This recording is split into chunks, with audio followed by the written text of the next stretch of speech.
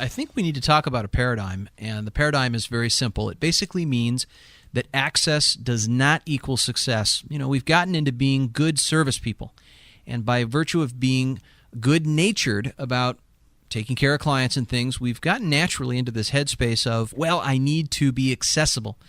But this runs red lights into other areas of your life. You see an individual answering the cell phone at the movie theater. You see somebody who is taking their work home and they have their cell phone on all night long. The bottom line is you're not a heart surgeon. You're not a doctor who needs to be accessible by pager unless you actually think you do. And I find this is so true with the entrepreneurs I work with, is they think somehow, if I have this with me, if I'm available, I will not lose opportunities. Well, inadvertently, you lose opportunities.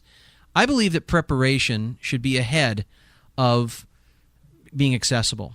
I've learned that when we take the time to stop, look at what needs to be done, or for example, somebody calls us, rather than just jumping right in with both feet and winging it, we actually set an appointment. And when we do this, we're not losing the opportunity. Two things happen. One is you're prepared. Number two is the person gets the message that you are busy. And through the law of supply and demand, it again communicates that you're a person who's important. It also is very good-natured because it shows somebody that you will not interact with them unless you are 100% focused. And if you are constantly in reaction, well, that's all you're doing is you are reacting and responding. And ethically, I can't see it making sense that you would be available for somebody all the time. That would not be fair to them. It wouldn't be fair to you. It wouldn't be fair to your loved ones. So this sort of access equals success can be really at the centerpiece of what contradicts your personal values. So if you know what matters to you, if you know clearly where you want to spend your time, how you want to spend your time, and you know what's most important to you, then you can begin to see how contradictory some of these other mental models or paradigms that are in your head may be needing to be addressed, or maybe you may be very mindful or aware that they really aren't working. They're not going to be the things that are going to take you to the next level. The next strategy is to schedule free time and to be very strict with it. Free time is where you get energized. America is the country in the world with the least amount of hours spent in free time. We have not learned how to relax in the information age. We are driven by the clock. Mexico sees us this way. The world sees us this way. Americans are overworked. The average American spends over 1,800 hours. We're in a work environment every year. It was 1,600 in the early 1900s. So in the age of information, in knowledge work today, we are working a lot harder. We are seeing more messages, more information than ever before from advertisers. Information is coming to us from many different sources, not just television and radio. We now have the internet. We have our PDAs, our cell phones now. So we are just bombarded with so much processing that we have to do. We are literally swamped. I mean, ADD is no longer what it used to be. ADD has become a common way of being as a product of our environment. So free days. Free days are days when you are not doing any business at all. I call this lifestyle time. And it's kind of the alpha and the omega. It's the start and it's the finish. It's where you get your energy, and it's where you spend your time outside business. It's the finishing point. I've learned that when entrepreneurs schedule this first, by virtue of it being the most important, whereas they have a business that serves their life, not consume it, these days, this time period of being away, of rejuvenating, it is the opposite of degeneration. It is regeneration. It's the real source. It's the fuel. But it also organizes their actions in the present. Your most productive time was probably just before you went away on a trip, because you have to put together your details. You have to make sure specific people know what to do while you're out. You have to organize your actions in such a way where you know that you're going to be occupied by other things. And when you come back from that time, you feel energized because your creativity has gotten back together. You feel a sense of balance. You feel a sense that you have taken care of yourself. So spiritually, emotionally, relationally, you have this investment that's been made. And this is really a necessity, like breathing. It's not a luxury. It can become the source of income rather than the fruits of your labor. So really look at how you're looking at this. Now, why would I be bringing up free time in a audio on periphery? because free time helps you tolerate your periphery when it's poisonous. If you haven't deposited in the love bank, if you haven't deposited in your spiritual bank or in your hobbies, or if you haven't gone to environments that you've loved, if you've neglected things, then it turns you into somebody bitter when you don't have those environments around you. Is you walk the earth as somebody with regret because you've neglected a component of your life, either out of fear or because you feel that if you don't spend all the time, that you won't make the money, which is, let's talk about that for a minute, because that's a fallacy. You thinking that you get paid for time, it hurts you. It actually creates more interference, because then what you're saying is you have to be in an environment to work long hours to make money. When was the last time time wrote you a check? Time never, ever wrote me a check. It never ran in and said, I have a check for you, John. Time doesn't write checks. In your world, relationships write you checks. The opportunity runs in and writes you a check. But it doesn't require time, much like athletics. Athletics, the difference between a millisecond determines winning or losing. When Mark McGwire stepped up to bat, the time it actually took him from the time the ball left the pitcher's glove to the time it connected with his bat to the parking lot, that was a total of 25 minutes for his entire baseball year. And he broke that record in lightning time. The Sunday football game, when you watch a football game, do you know how long the ball's actually in play? I mean, the time it's hiked to the time that it's played and the play stops? 5 minutes total. Isn't that amazing? Think about those salaries.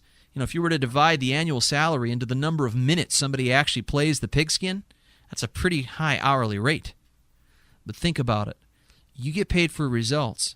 So if you get paid for results, does it really matter what you do with your time? No, because you're going to organize your time for the results. And this brings me to the next piece. So schedule all of your free time. In fact, my wife and I, before the beginning of the year, around December or beginning of January, we sit down and we plan all of our vacations and all of our getaways according to our needs for the entire year.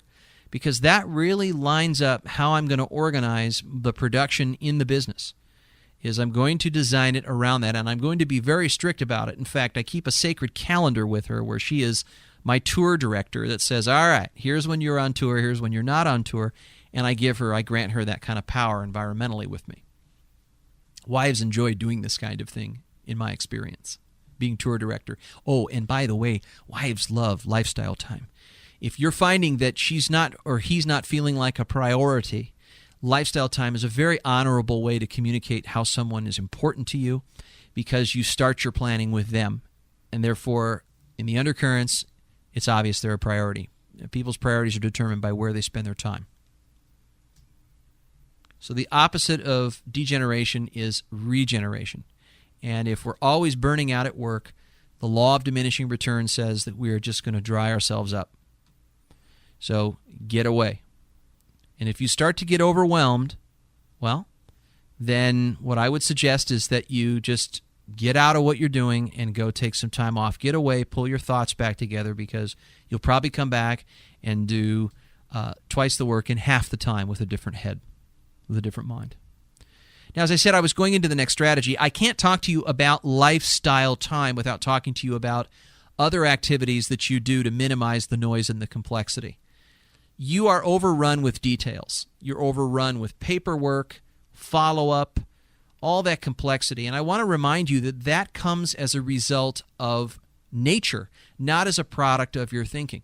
If you've grown your company, naturally growth invites complexity, more requirements, more responsibility, more demands. The problem is we're not prepared for it.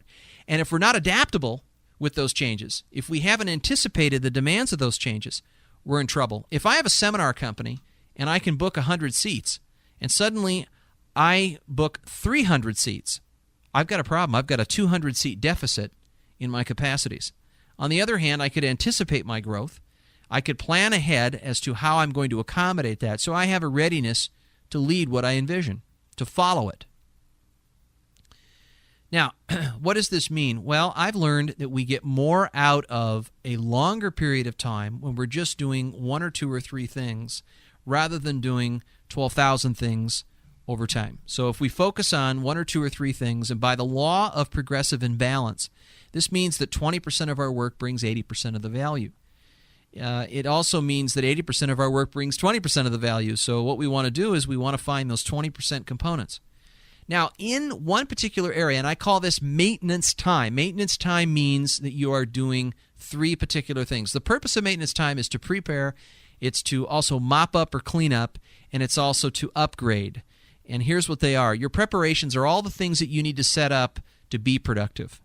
In a show in a movie theater, it's the moving of the pianos, setting up the lighting, setting up the sound booth, making sure the show is ready to go, making sure the sound is on, making sure the director is equipped, the orchestra is equipped, all of those things to make a flawless performance. So think of that metaphorically in your business. You're going to take all the preparation and isolate it into a list of activities.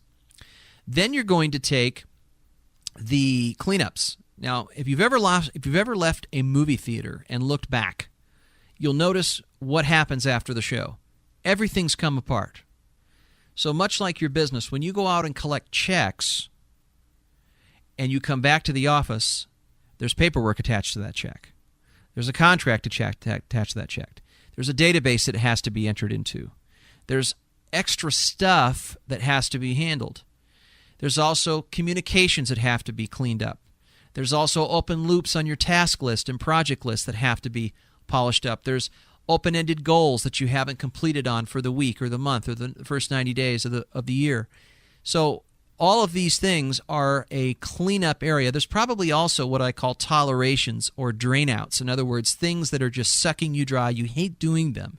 In fact, I call them never-agains. In other words, you say to yourself, if I could just never do that again, if I could just never do that again, I'd never do it again. I hate it. This is a time for you to be cleaning up never-agains that you can't delegate to anybody else. Now, there may also be an opportunity to dump certain things. In other words, dumping means you're not going to give them to anybody else because, here's the thing, you've had it on your task list for so long, you're in a very foolish mindset about this. In fact, it's costing you so much occupying your mind that the cost of getting rid of it would be a lot less. Really think about that. I remember this was a home item. I was saying to myself I was going to clean up my garage for 6 months. It was on my mind every single weekend. I had a conversation with my garage, not my wife, for half a year. Wow. I finally realized, hey, I ain't going to do this. I won't do it. It's not happening. Why don't I just get the clue? So I made a conscious decision to not do my garage. Now, that sounds very subtle, doesn't it? But boy, did that make a difference. I said, I'm going to dump this. This is something I'm not going to do. So create a marker, create a line for yourself. Say, wait, if I don't do this within 4 weeks, I know it's a direct indicator. It will be an occupant in my mind that will tear my attention down, and therefore I'm going to agree not to do it. So these are days when you can elect not to do stuff, and you've got to calculate the repercussions. Now, there are certain items that you may need to delay. Maybe there are certain open loops, projects, agreements, obligations, certain things that you may need to call the other party and push back. Make sure they won't suffer by it. So you're handling those things. When you have open loops, when you have projects and tasks that occupy your mind is out. The light may be on, but nobody's home. You can't focus on what you're doing moment to moment. So it is chiseling away at the quality of your attention. This is why knowledge work has become such a threat, because we don't know how to handle all the open loops. Now, here's why that's become a challenge, is we have forgotten how to distill those open loops down to actions. See, time management does not exist. We can't manage time. Think of it this way. If you went to the beach and you stood there in the waves, and the wave comes right past you, you're in waist-foot deep water. That's what time is like. It's cruel. It just moves right through you. You cannot control time, so we can't manage time. Management means handle, from the word mana, which means hand. Handle a sequence of events. I've never been able to handle a sequence of events. Look at a clock. See if you can look at the fast hand. Now try to make it stop. Concentrate on it. You can't do it. You can't manage time. Time does what it does. So rather than manage time, you can manage a couple of things. One is you can manage your choices. You can also manage your energy, which is what's most important in this program. Periphery is about energy, because when we focus superior skill sets that we love doing, we have energy. We have unending energy. When we spend all our time, when we spend more time in lifestyle time, It gives us energy. We feel rejuvenated, which means to become young again. Rejuventud. Juventud in Spanish means youth. We become young again. Maintenance time is about preparation. It's about clean up. And if we clean things up, if we can get those open loops handled, we can dump them, we can do them, we can delay them if we need to. So what we do is we identify next actions. What is my next action step? Well, I need to complete my taxes by X and X date. Okay, that's a pretty daunting task. What needs to happen first? Well, I need to talk to my accountant and I need to submit these particular numbers. All right, well, what has to happen first? So as you're asking this question, what has to happen first, I'm peeling the onion down to a next action step. And during your maintenance days, it's very important that you're looking at a project list. And this is a data gathering tool that allows you to get out of your head. Rely on something else to track information that guides you in your choices. Strategic means what the best way is to focus your time, what the best way is to focus your attention. It has to do with leverage, because we can't focus our attention on everything. So strategic means where should we focus our attention? In order for you to make those strategic choices, you have to know where your attention is best spent. So we need cues, C-U-E-S. I encourage you to have a project list that you make every week. A project is an outcome that requires a set of tasks to do. And then underneath those, you have a set of tasks. So you have done this ritual in favor of your head. You've gotten out of your head, and you've put something objectively around you. Now, this sounds so simple. It sounds like, oh, JD, you're just telling me to do a to-do list. Now, this is something so traditional. No, I'm not. What I'm telling you is to make your to-do list. However, you must identify action steps in the to-do list. There's a distillation that must happen, because if things only stay in a broad brush idea, they stay in the someday zone, and then they might end up being dumped, and then you face consequences. Things don't get done. So on maintenance days, you're cleaning things up. You're tackling your project list. Now, here's the last item. The other purpose of a maintenance day is to upgrade. And this is an opportunity for you to upgrade skills. So you're upgrading your periphery with your people, for your team. You're upgrading their skill sets. So any areas that you feel that you are poor with or even par with, anything that doesn't give you energy, the thing that takes away the most energy, the activity that you do, that's the first thing to create a system for. Delegate that out to individuals around you or outsource it to somebody. Now, you might be saying to yourself, yeah, but JD, listen, this is going to cost me a lot of money. Well, yeah, it's costing you to keep doing it too. So you have to weigh these out. What are you costing yourself by not doing it? Now, you may say, yeah, but still, it's going to cost me this. Well, first of all, there are really low-cost solutions. Virtual assistants these days can give you a traditional secretary or assistant's worth of value for 1/4 or 1/3 the expenditure. And there's part-time help. You can hire interns at colleges that would love doing some of the work that you're doing and probably are very unique at it and might have a really unique energy or exuberance toward the work you're talking about. A lot more than you, and a lot more duration and sacrifices that they'll make because of their youth. So take advantage of this.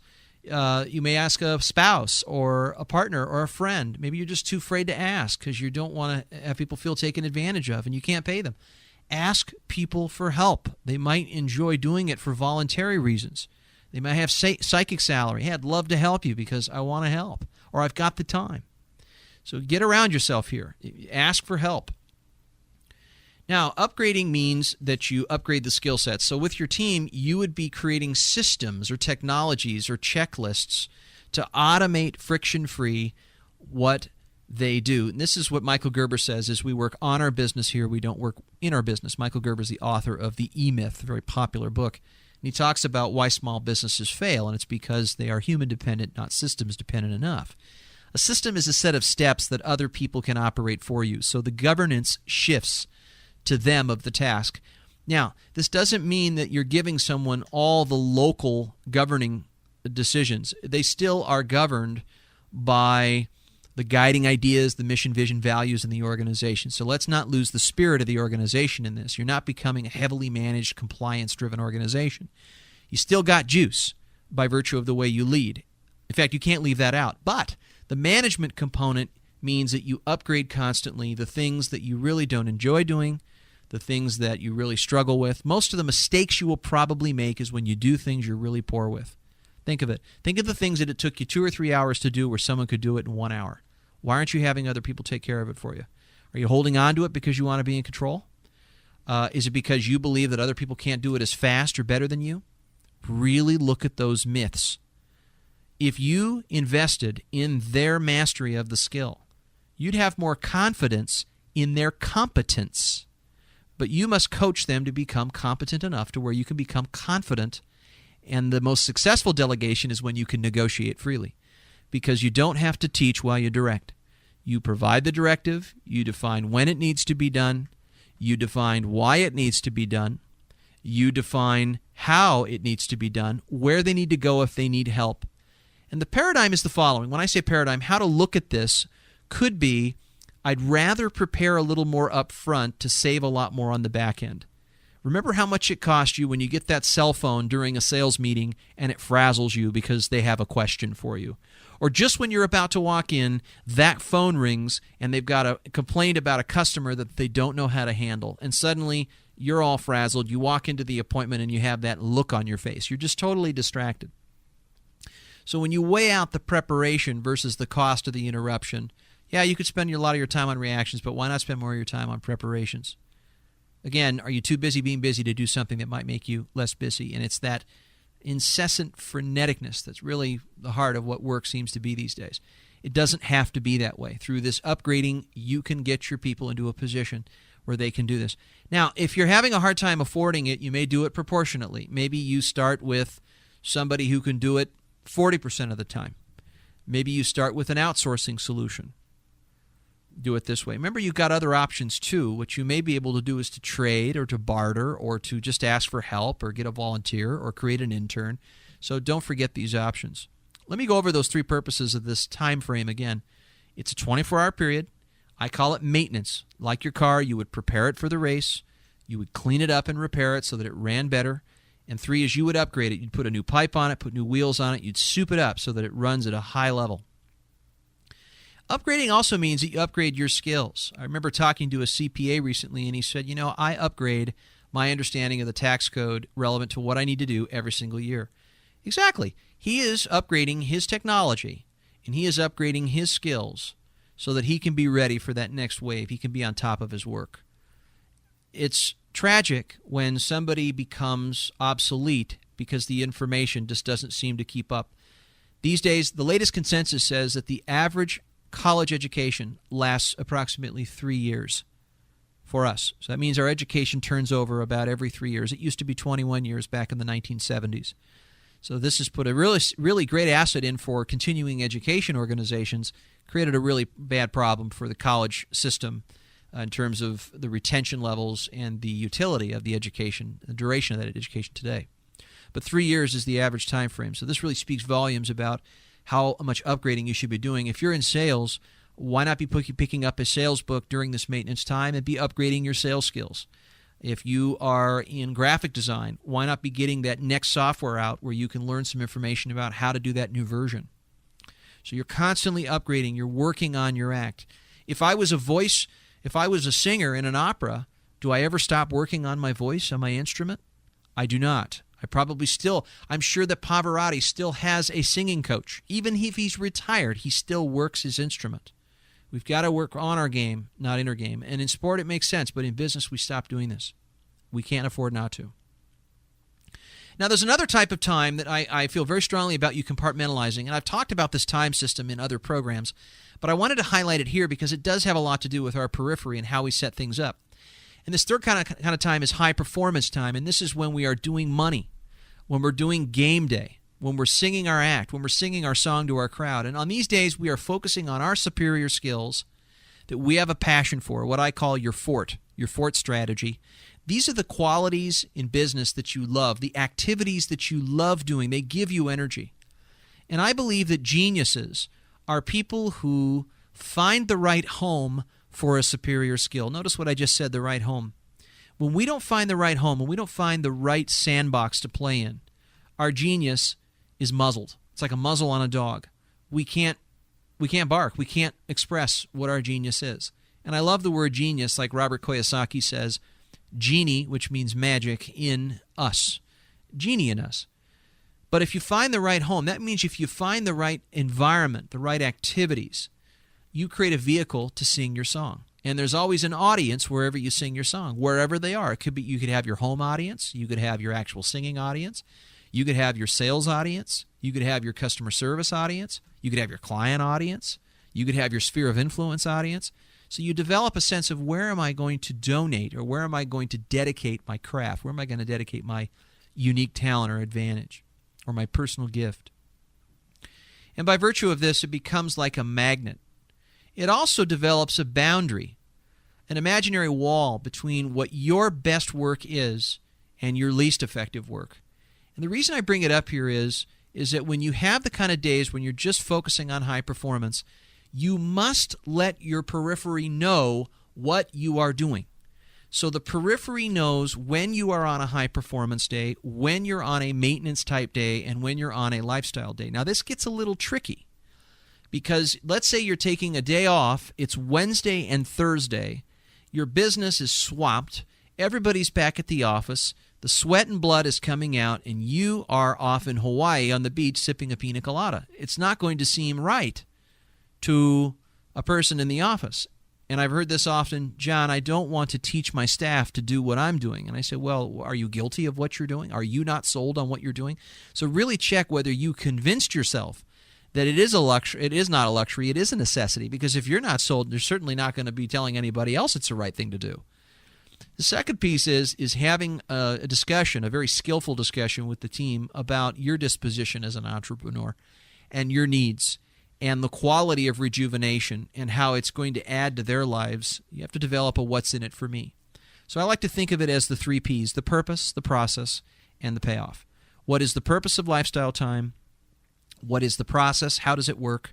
And what is the payoff? What's in it for everybody? What's the benefit? Well, there'll be more funds available if you go out and produce more money. There'll be bonuses. You'll expand. There'll be new promotions. And it's true. I mean, if you do grow the organization, your needs are going to change, and hence your career path is going to be more igniting and appealing to people. Therefore, you've got to define a WIFM and also how the process works. So when you schedule your lifestyle time, it needs to be very clear to your team what you're doing so they can insulate you from all of the time bandits that normally get through. In order to do this while you're out, now as you're out, you're going to be working on money-making activities. So let's say you're out on sales appointments, or you're out meeting with another entrepreneur, developing your next opportunity. I suggest creating a VIP list. And a VIP list is a list of individuals that are only allowed through the steel curtain. And so your receptionist has your most important relationships on your VIP list so that these people will only get through. And you need to let your VIP list know who they are so they feel entitled to get through. You know, so-and-so is expecting my call, or I'm on his VIP list, etc.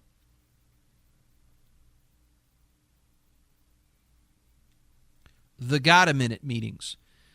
Got-a-Minute meetings are an interesting concept, and I suggest that you schedule them on high-performance days. So high-performance days are days when you're making money. Now, on money-making days, I suggest that you work on 2, maybe 3 of your best productive activities. So you're working on stuff that really directly earns you money, not indirectly. And it's typically relational. At the middle of it, there are conversations that are being carried out where value is being exchanged. You're discovering people's needs. You're providing your client with more reasons to come back more. You're developing your next marketing program. You are creating value for your audiences. So on these high-performance days, you are using your unique skill sets as a way to transmit value because it's what you love doing, and you're also doing your 3 best habits that make you money. In doing that, your staff, your periphery, is going to need things from you. In a perfect world, they wouldn't, but it's just not the way it goes. So a Got-a-Minute meeting is a way for you to minimize those 3 words. Hey, boss, you got a minute? You got a minute? You got a minute? You got a minute? And we hear this all day long. You got a minute? So it's setting up a 15 to 30-minute period. You can do 2 per day, 1 per day. You could do 1 on every high-performance day if you want. That's fine, but it's a meeting where you are expecting to be interrupted. The next tool, every day, organize your day around the 6 most important things to accomplish. Stop. You've probably said to yourself, I need to say one word a lot more in my life, and that word is no. If I could just say no to certain things, I'd be a lot better off. Well, why don't you start by answering why you say yes so often? What is leading you to say yes when you really shouldn't be saying yes? Are you afraid? Are you worried about confrontation? Are you immediately gratifying some urges that you have? Are you unclear about your direction and your future? Are you unclear about your values so you have nothing to compare it to make sure you're focusing your attention the best way? Or is it just simply you're a yes man? You're a yes person. You just sign up and enroll because you want to get the experience, because you don't know what it would be like, but you're curious. How often has this presented a problem for you? Where are you not setting limits well? No thank you is probably a lot easier than a flat no. This week, this month, count up the number of no's that you actually say, and every single month, increase it by at least 5%. Now look at the size and magnitude of the things that you're saying no to. You may need to say no to tasks. You may need to say no to roles. So, for example, with your spouse, you may be saying yes to certain roles that really are not within your nature. Maybe you're taking on a role of rescuer, or maybe you're taking on a role of core provider, and that's not something you can do. Maybe you're taking on a role of paternal caretaker. Maybe you're taking on a role of shrink. Maybe you're taking a role of friend on when that's not really a role that you can afford to take on right now. So really look at all the roles that you are in demand of doing with people in your life. And maybe think about how many roles you need to stop doing. It's often what you need to stop doing more than what you need to start doing. I've heard that a not-to-do list can be a lot more helpful than a to-do list. So what are you saying no to? Now, you may be able to say no to certain obligations that are becoming obsolete, or you elect not to do them. Maybe there's an arrangement that you set up with somebody, an event, an agreement. They invited you to a ball game, and you've had a change of heart because now you've realized you'd like to say no. Next, keep your environment impeccable. Your office looks like your head. If you want to see what your head looks like, look at your office. Your periphery often looks like how you think. So pay special attention to the environment that you're working in. Does it stimulate you? When you do your activities, does it really work for you? The lighting, the music, does it have credibility with you? Do you feel stimulated working in it? What do you need to modify in your environment? For example, I was coaching a lady who loved being in Spain, in Europe. And so I said, look, why don't you suit your environment with photographs and images and pictures from Spain and some of the Spanish guitar you can play during certain moments so you feel inspired that you're on the way of being there. So you can suit your environment with what you love. And I like to set up my environment with things that remind me of good things and things to look forward to. So if it's something from my vision, for example, if I have a dream home that I want to create, then I'm going to take elements of that dream home and I'm going to surround myself with it. If it's moments that I want with my children and there's a special image that captures that, that's what I'm going to create. So suit your environment. Now look at your vehicle environment, your car environment. Is it a toleration or is it something you feel great about? Think about your environment. Maybe there's a nick on your car or something that is just jarring at your attention that you haven't fixed and you need to fix it. What about your kitchen environment? What about your living room environment, your backyard, your front yard? Your office environment. Maybe you have a second home, your bedroom, your bathrooms. Think about the environments that you spend your time in. You grant power to the environment to support you. So make your environment impeccable. Maintain an environment that's in alignment with the way you say you do business. For example, when somebody comes into your office, a customer, for example, think about the impression that they get. Does the outside perception align with the inside reality? Does what you say you do, if you say you're excellent at what you do or you have outstanding customer service, does it look that way? People make decisions based on that. Now, environments can become very hazardous, especially when you leave situations unfinished. I've said in past programs, leave the situation better than when you entered it. Because if you're going to move to the next environment, if a past environment is undone, then you are not truly clear of that environment to be available to the next environment. I remember leaving a client's office once, and I straightened up all the chairs in the conference room and made sure that the grease board was clear up front. And I left it in much better condition than when I got there. When I got there, it looked like a mess. Boy, not only was I free and feeling great when I left, but I got a call with a compliment about the way that I had left that environment. So think of ways that you can improve the environment that you move from one to the other. That will free you up so that you know whatever you've done, you've been able to move on to the next. My wife has a funny way about this. She looks at the car environment, and every time we borrow something from somebody, we bring it back with something even better. For example, we borrowed a neighbor's car once as a favor, so we filled it up with gas. We made sure the car was detailed. We washed the car. It looked immaculate. Can you imagine how that looked on their driveway in comparison to the way it looked before? And what a fantastic feeling to leave the environment in that condition before we go on to the next environment. So any opportunity you have to make someone else's environment more impeccable, make someone else's environment more pleasurable, easier to live in, it really creates an incredible memory about you. And it frees you up. Now, can you imagine when you leave an environment that's in worse condition? That's when you create interference, because the person has an adverse environment. And now you're responsible for polluting that environment. And now it comes back on you. Hey, why did you leave this way? Well, I'm already going to my next appointment. Nope, you need to come back here and clean this up. Another piece is to have special places for things. So wherever you set things up in your environment, create a consistent protocoled place. Have you noticed that it's really interruptive when you can't find something? Find a special place for your keys at work. Always put them in the same place. Find a special place for your wallet. Because when you lose things out of lack of preparation, it invades your next moment. It becomes a reactionary situation.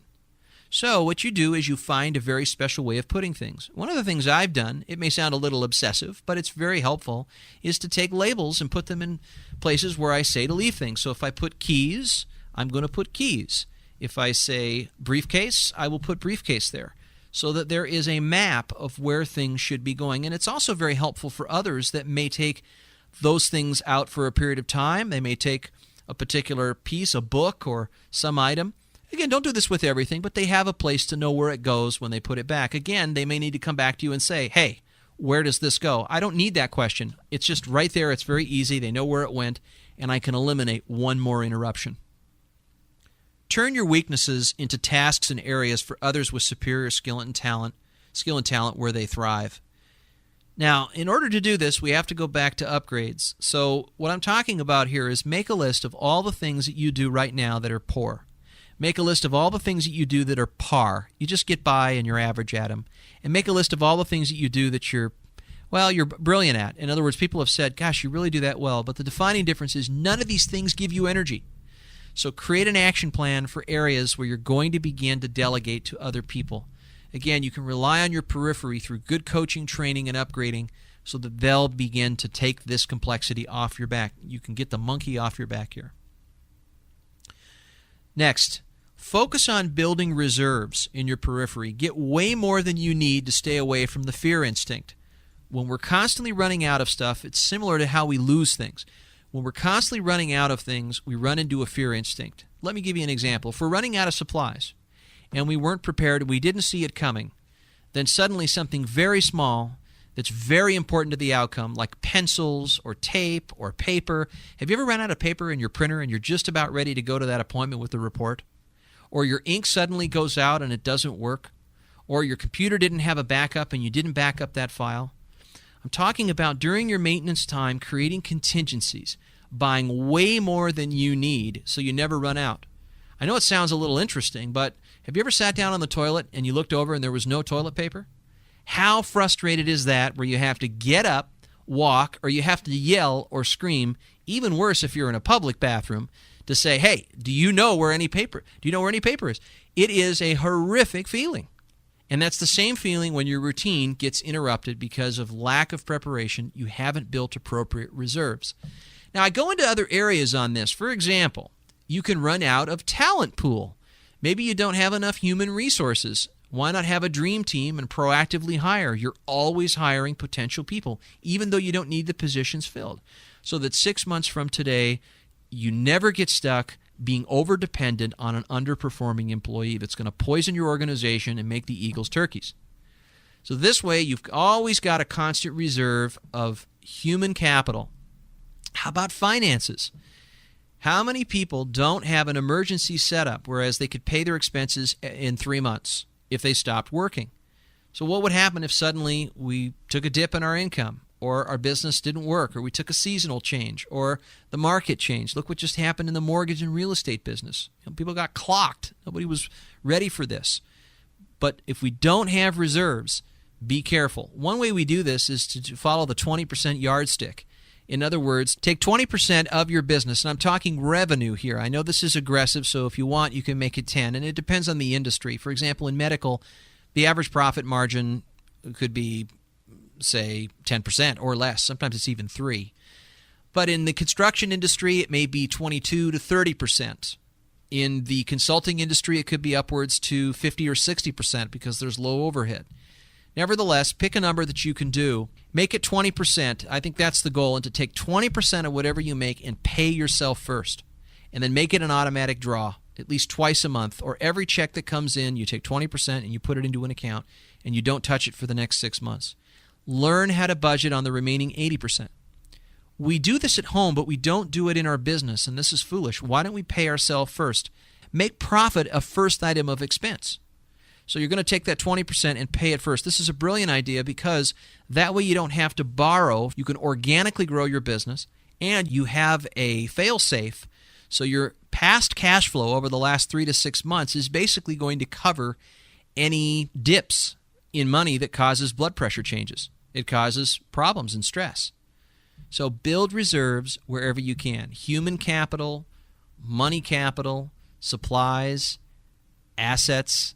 It's very important that you consider this. Is where are you not building enough reserves? Where do you not have backups so that things don't go down?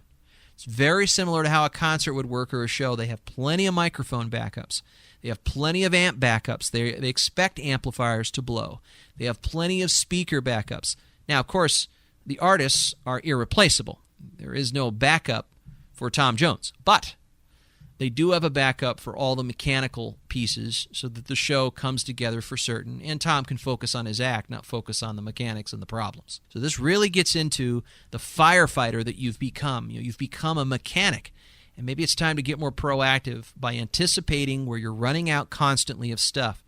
One way I've done this is anytime my car gets to half full, that's when I fill it up. I'm not going to wait until my car gets down to empty, because if I have not planned well, and sometimes we're human, we have it, and if I'm going to an appointment or there's traffic, if I have to get off the freeway and fill up with gas, well, that's just caused my credibility to go down the tubes.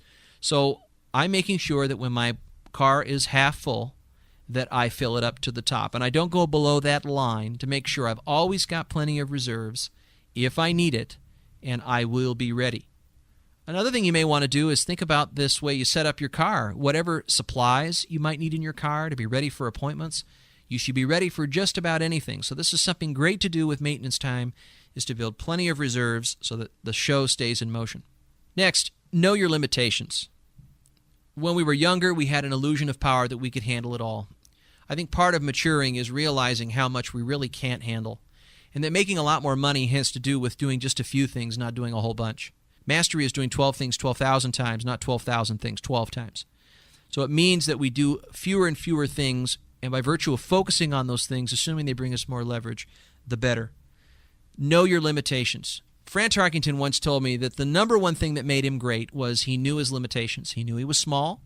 He knew he had certain mental limitations. He knew he had certain performance limitations. But his superior skill was he was a good scrambler, and he always found a way to make it work.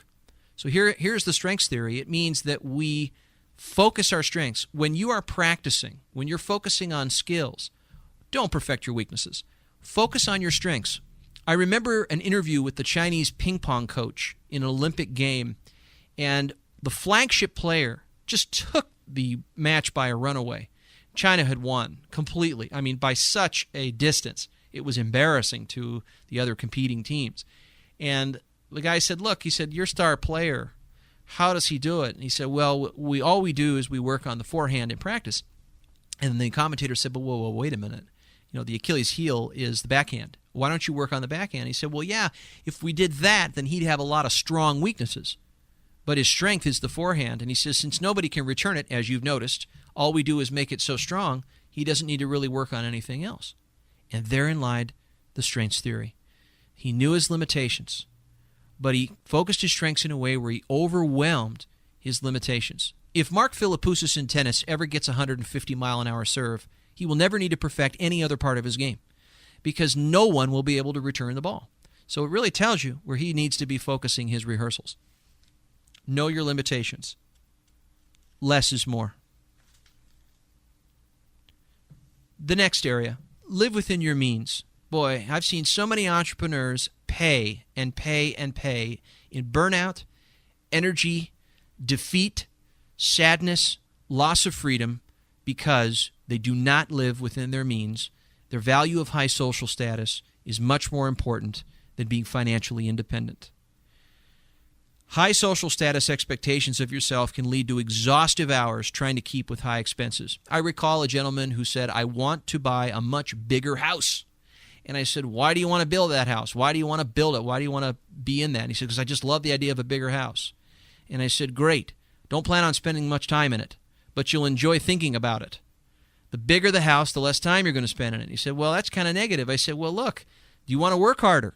He said, no. And I said, great, why are you getting a big house? And at the end of the line, it was to keep up with his neighbors and make sure he was impressive.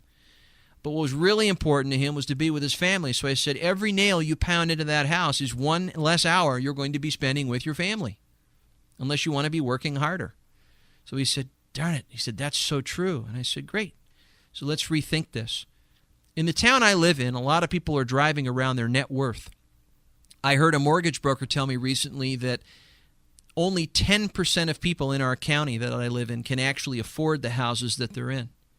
What's going on? What does this say? Well, it says also that the market's really gone up. But what does this say about automobile purchases? That we go out and buy a $52,000 Escalade on a $28,000 a year income. Why are we doing this? Why is it that 1% out of 100 people actually retire wealthy and 67% will retire on Social Security? What's wrong with this? We have a conflict of values. Live within your means. Ask yourself, if you earned half of what you made, what would be the 5 things that you absolutely could not live without?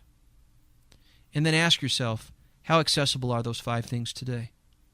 It might really make you rethink what your true values are. If you were at the top of a skyscraper and there was something right next to you in the next skyscraper over, and there was a steel girder in between right on the top, and it was risking your life to go across, and you saw that other skyscraper catch on fire, what would you really run across for? Is it going to be the big house? It's probably going to be your family. It's going to be the things that you want to spend more time with. So really look at where your values may conflict with your ambition.